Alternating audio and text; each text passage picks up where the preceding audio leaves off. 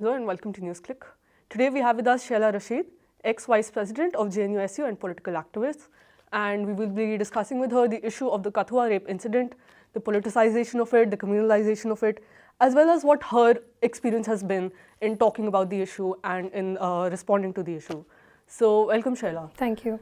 So before we get into the Kathua incident, let us talk about online trolling and online abuse, which you face a lot. Kathua के बारे में भी जब आप बात करते हैं तो ऐसे रिस्पॉन्सेज आपको काफ़ी मिले हैं, तो इसका फिर आप क्या रिस्पॉन्ड दे पाती हैं और आपके फैमिली मेम्बर्स, आपके loved ones, how do they deal with it? देखिए, पहले तो ऑनलाइन ट्रोलिंग और ऑनलाइन अब्यूज़ दो चीज़ों को हम लोगों को डिफ्रेंशिएट करना चाहिए. ट्रोलिंग एक तरह से हो सकती है कि मान लीजिए आप मुझे रिपीटेडली कोई क्वेश्चन पूछ रही हैं या आप रेटोरिकल रिस्पॉन्सेज दे रही हैं कि ऐसे क्यों नहीं हुआ, ऐसे क्यों नहीं हुआ, ये ठीक है, इसमें हमें कोई दिक्कत नहीं है. लेकिन अब्यूज़ जहाँ पे मतलब स्ट्रेट अवे माँ बहन की गाली, आपकी बॉडी पे कमेंट, आपके सेक्सुअलिटी पे कमेंट, जब इस तरह के कमेंट आना शुरू करते हैं वो अनएक्सेप्टेबल कैटेगरी में चला जाता है. मैं जैसे ट्विटर पे क्या होता है कि कई सारे जो ये ऑनलाइन ट्रोल्स हैं जिनको कहते हैं, उन लोगों ने नोटिफिकेशन अलर्ट लगा रखा होता है. तो यानी कि जब भी मैं कुछ ट्वीट करूँगी उसके 10 सेकेंड, 17 सेकेंड, 18 सेकेंड में रिस्पॉन्सेज आना शुरू हो जाते हैं. और रिस्पॉन्सेज हमेशा ऐसे होते हैं, अरे तुम मुल्ले ऐसे होते हो, तुम ये ऐसे होते हो. तो इस तरह के बड़े हेटफुल कमेंट्स हमेशा जेंडर लाइंस पे, रिलीजियस लाइंस पे आते हैं. अब एज अ पॉलिटिकल एक्टिविस्ट आप मैक्सिमम कोशिश करते हैं कि आप लोगों के साथ में एंगेज करें, आप लोगों को जवाब दें. लेकिन इसकी वजह से जो सबसे डिफ़िकल्ट जो सबसे एक इम्पॉर्टेंट चीज़ हुई है वो ये हुआ है कि आप रिस्पॉन्ड नहीं कर पाते हैं. इवन आपके जो फेवर में कमेंट्स होते हैं या जो जेन्युइन रिस्पॉन्स, जो जेन्युइन क्रिटिसिज्म होता है, आप उसको भी रिस्पॉन्ड नहीं कर पाते हैं क्योंकि इतना ज़्यादा जो है अब्यूज़ वो आपको मतलब उससे फ्लड कर देते हैं एकदम आपके मेंशंस को. छुप जाता है. So that is a problem क्योंकि that also gives the impression as if everyone is against you, which is not the case. And there is one important thing when we go outside, say when we go for functions, when we go for rallies, people love and support us a lot, but online it gives an impression as if there is no one with us and everyone is against us. So this is how a perception is created. The online trolling you face, the online abuse you face would be different from, say, the trolling or abuse someone else faces, like Kanhaiya Kumar or some other prominent activist, speaker. How is your experience different from them? See, first of all, we are both trolled as leftists and as JNU people, right? So there's always this JNU mein condom mila, JNU mein cigarette mila. So that's baseline, okay? That's for both of us. Just to give you an example. But I will be additionally targeted for my gender, for my religion, for my Kashmiri identity. So that adds like layers of abuse. And for a woman, you can always, sort of try to shame her by referring to her sexuality. So that is something that happens very, very often, that, oh, you slept with so-and-so, oh, you slept with so-and-so. So that's like another layer of abuse that you get. There's one important thing that I want to talk about. If you are supporting me, if you are saying that, oh, well, great job done, great, go on, etc., you will be attacked. लोग आपको जो है बोलेंगे, अरे कैसे हिंदू हो तुम, कैसे इसका समर्थन कर सकते हो, तुम्हें शर्म आनी चाहिए, कैसे भारतीय हो, ऐसे लोगों का सपोर्ट करते हो. तो सपोर्ट सिस्टम्स को भी, आपके सपोर्ट सिस्टम्स को भी अटैक किया जाता है. और पर्टिकुलरली फोकसिंग ऑन कथुआ, उसमें आपको कैसे मैसेजेस मिले हैं, उसमें क्या क्रिटिसिज्म है आपके स्टेटमेंट्स? जैसे मैं हमेशा इस बात को कहती हूँ कि जब निर्भया कांड हुआ, हम लोगों को एकदम कोई आइडिया नहीं था कि लड़की कौन है, कहाँ से रहती है, क्या कौन सी भाषा बोलती है, किस क्षेत्र से है, किस रिलीजन से है. हमें इससे कोई मतलब नहीं था, हमने प्रोटेस्ट किया. कठुआ वाले मामले में भी इसी तरह से JNU स्टूडेंट यूनियन जो है वो जनवरी से जो है प्रोटेस्ट किए जा रहा है इस इशू पे. ये इशू इसका राजनीतिकरण कब हुआ? इसका राजनीतिकरण तब हुआ जब हिंदू एकता मंच ने रैलियाँ निकालना शुरू किया. फरवरी की बात है कि तिरंगा लेके आप जो है रेपिस्ट्स का समर्थन कर रहे हैं. चौधरी लाल सिंह जो पूर्व कैबिनेट मिनिस्टर हैं अब, वो कहते हैं कि भाई एक लड़की मर गई तो क्या हो गया. हाँ, इस तरह के बयान जब आपके कैबिनेट मिनिस्टर, आपके स्टेट के कैबिनेट मिनिस्टर ऐसे बयान देते हैं. वहाँ पे एक एक्टिविस्ट हैं तालिब हुसैन, बहुत बढ़िया एक्टिविस्ट है. 3 महीने से उन्होंने चप्पल नहीं पहना है, हाँ, जब तक इंसाफ नहीं मिलता. उनके सर पे 6 लाख का इनाम दे दिया है हिंदू एकता मंच ने। तो राजनीतिकरण वहाँ से शुरू होता है। लेकिन हम लोग जब उस राजनीतिकरण के खिलाफ उस कम्युनलाइजेशन, फ़िरका परस्ती जो वहाँ पे पूरा चल रहा है, उसके खिलाफ जब हम लोग आवाज़ उठाते हैं, हमको गालियाँ दी जाती है, और सब तरह की गालियाँ। आपके धर्म को गाली दी जाएगी, आपके जेंडर को, यानी कि महिलाएं तो ऐसी होती हैं, ये भी बोला जाएगा। ये भी बोला जाएगा कि हाँ, कश्मीरियों को तो रेप ही कर देना चाहिए, मुसलमानों को तो रेप ही कर देना चाहिए, इस तरह की बातें। पॉलिटिक्स की अगर आप बात करें, कम्युनलाइजेशन की बात करें, तो ये इंसिडेंट बिल्कुल मतलब शुरुआत से कम्युनल एंगल इसमें था ही। In fact it was meant to incite communal hatred. It was meant to instill fear into a community. Yes. You have also been accused of politicizing the issue, right? Then what do you say about that? You know, on the contrary, we are trying to clean up the mess created by the ruling party. I mean, the ruling party forms a Hindu Ekta Manch. The ruling parties, and I'm talking about BJP. BJP's cabinet ministers attend their rallies. They give speeches, communally insightful speeches in the rallies. That's not me. I didn't do that. We could have also, from the very start, we could have formed a Muslim Ekta Manch. As some of the activists from Kathua have said, we could have very easily formed a Muslim Ekta Manch, and we could have fought this on communal lines, saying that a daughter of our community has been raped by people of other community. We could have very easily made it a Muslim Ekta Manch issue. We didn't. We are the ones, who are saying that don't communalize this issue. This is let everyone be united. We are the one issuing appeals for peace and unity among people of J&K. We are the ones asking everyone to be united on this issue. So the accusation is completely wrong. The main accusation, I think, also was that you started talking about this late.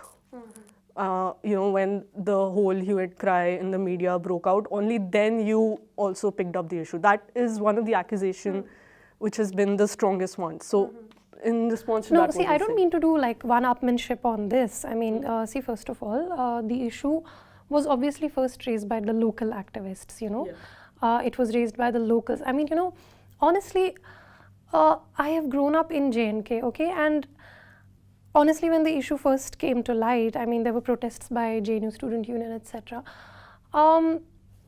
I didn't expect justice in this case. And it's like people will think that I'm, sort of supporting the administration or something, but I think it needs to be said that the crime branch has done a fantastic job in this issue. And to be honest, I never really expected that there will be any arrests, And the fact that there are arrests, the fact that a special police officer, actually 4 special police officers if I'm not mistaken, they've been arrested in this case, it's a miracle. And that I attribute to the people of Kathua, जो कठुआ के local लोग हैं। ये तो उनका कमाल है कि उन्होंने इस इशू को इतना सही से मतलब इशू बनाया कि इसमें अरेस्ट हुआ। नहीं तो इसमें कोई अरेस्ट नहीं होता। मतलब जैसे नजीब का डिसअपियरेंस जो है, नजीब आज तक नहीं पता है कहाँ चला गया। लेकिन जहाँ तक इशू को हाईलाइट करने का बात है, तो वो मैं सभी फोरम्स पे हाईलाइट करती आ रही हूँ। मतलब मैं ये नहीं कहूँगी कि भैया मैं ही सबसे ज़्यादा क्रेडिट ले रही हूँ या मैं ही सबसे ज़्यादा, सभी लोग जो हैं कलेक्टिवली इसको हाईलाइट करते आ रहे हैं। और आई थिंक फाइनली कॉज सबका होता है। जब कॉज सबका बना तब जाके आज जो हमने पिटिशन शुरू की थी, हम 15 औरतें थी जम्मू एंड कश्मीर से जिन्होंने एक पिटिशन शुरू की थी। आज उसमें 20 लाख सिग्नेचर हैं। तो ये तो कॉज तो सभी 20 लाख लोगों का है, अकेले हमारा नहीं है। And of course talking about the late response, our Prime Minister still hasn't issued a proper statement. The President has issued some statement. But these statements need to also be viewed in context of the larger situation in Kashmir and the incidents of sexual violence in Kashmir, this is a major problem there, right? And in Kashmir, rape takes a different context as well. It takes a different color because it's a disputed area, it's an area of conflict. So when all of these cases are still pending, the largest example would be Kunan Poshpura. When all of these cases are pending, then how do we see this government response? Can we expect anything now? I will actually take this elsewhere. The fact that rape and sexual violence has been normalized by giving impunity to armed forces in Jammu and Kashmir for the longest time, that impunity is now haunting the entire country. What I mean by saying this is that you normalize rape and violence in one region, it will happen everywhere. You see today, let's talk about violence first. I'll come to rape. Let's talk about like violence, like state violence. You know, in Jammu and Kashmir, I mean, the first response of the government is always the gun. They're very trigger happy. The armed forces are very trigger happy, and the first response is to kill people. Now it has been normalized in Kashmir for a very long time, for decades. Now that same thing you see happening in Mandsaur and Sikar. When farmers are protesting, they are shot at.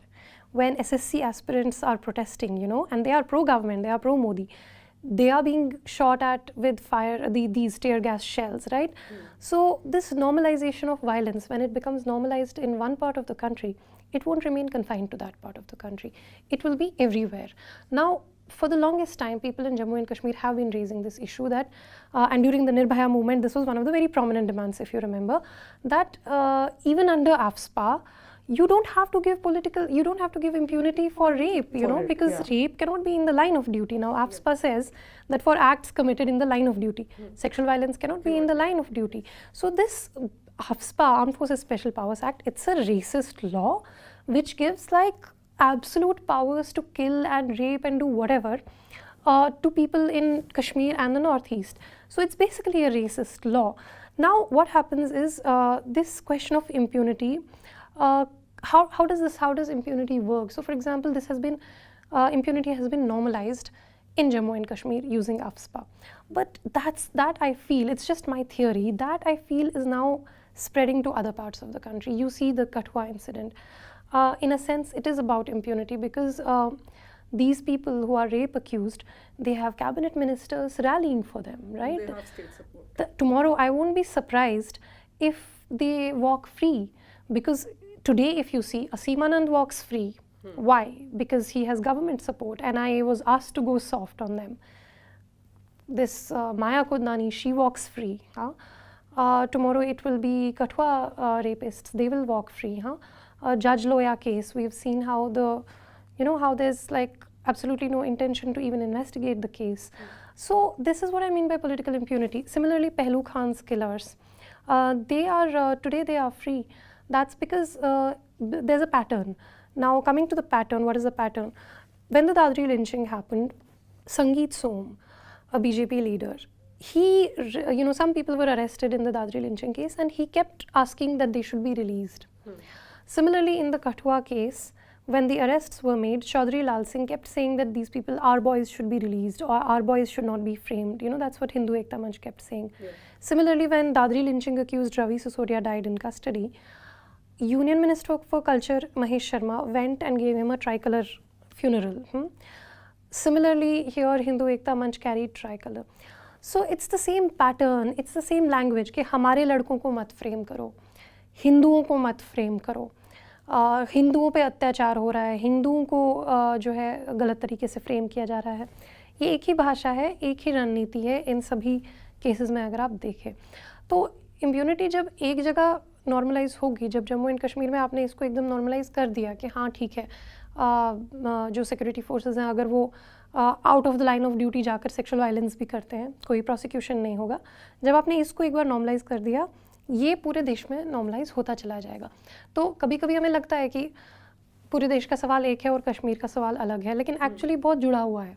Kashmir में जो होता है उसका direct implication बाकी जगह होता है, क्योंकि अगर आप कश्मीर में वायलेंस को नॉर्मलाइज करेंगे, वो पूरे देश में होगा. जब आप स्टेट को, जब आप सरकार को वहाँ लाइसेंस दे देंगे पूरा वायलेंस करने का, पूरा हिंसा करने का, वही जो सरकार है वो बाकी जगह पे भी हिंसा करेगी. Another issue in the Kathua case is the whole issue of fake news and the issue of propaganda. One thing is the state support, the BJP ministers coming out to rally, Congress ministers also joining the Hindu Ekta Manch rally. The other is the fake news and the propaganda being spread by the public as well. How are these two linked? And I mean, what do you think about this? Is the public talking about it also somehow linked to the politics of the issue now? See, this is something that has been happening consistently in every case. What happens is that the public perception around a case is formed in the first 36 hours or so. Whether a case of rape or disappearance or murder, whatever it is, Whether that case gets public sympathy or not, is decided in the first 36 hours. And the RSS, BJP, they have a huge IT cell, they have a huge fake news machinery, which makes sure that they just propagate any fake news. Now, if you are able to introduce even an iota of doubt, then people are wary. So, for example, in the Kathua case, there are so many things that are being said. So, for example, one of the things being said is that the girl was not raped at all. You have BJP spokespersons going on TV and saying that the girl was not raped, she was only murdered. And that is one news. And I'm saying that whether or not this fake news gets proven in the end or not, that's not a question. The real intention of having this fake news, and this is something that progressive people doing progressive politics need to understand, that the real intention of peddling such fake news is to distort public perception so that public doesn't come out in support of people. So similarly, you will see even in lynching cases, there's some narrative that is spun, by these IT cell people. There are verified accounts on Twitter, and they spread this kind of hate, this kind of fake news in every case, in order to strip an issue of public sympathy. You just cast aspersions on something that's completely transparent. It's completely transparent, it's out there, it's open, but you just say something. अरे ऐसा हुआ था, आप कुछ भी बोल दो. And public will start doubting, oh, अच्छा, ये भी angle है इसमें. And then they are wary of supporting, they are wary of supporting such a cause. Now this we see in every case, and I think that we need to be very quick in responding to these fake news, often we just dismiss them, oh, it's just like some troll saying this. But what happens is if there is a prominent account, say for example my Twitter account, or say Rana Ayub's Twitter account, for example, we are talking about an issue, and below that there are 100 people writing one fake news consistently. So people who see it, they might think that, okay, our narrative is not the only narrative, there are other 100 people saying that. So the thing is that if you repeat a lie 100 times, it becomes a truth. So thank you, Shehla, for talking to us today, and thank you for watching Newsclick.